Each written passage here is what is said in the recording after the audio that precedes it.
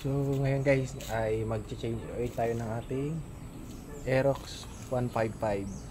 So yan guys, medyo nagmahal nga pala tong langis na nabili natin. So dati nasa 300 plus lang, ngayon nasa 400 plus. So bali ang binili kong langis para sa ating Aerox ay itong Shell Advance Long Ride.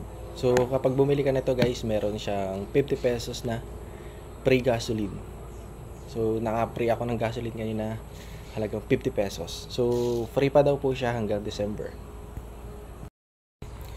Bumili na nga rin pala ako guys ng ating tools para sa ating Aerox. So hindi na natin kailangan pumunta ng kasa para magpa-change oil.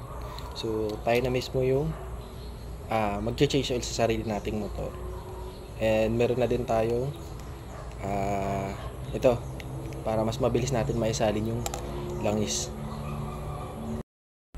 So yun guys, bali ipapacool down muna natin yung makina natin. So before natin lagyan ng langis. So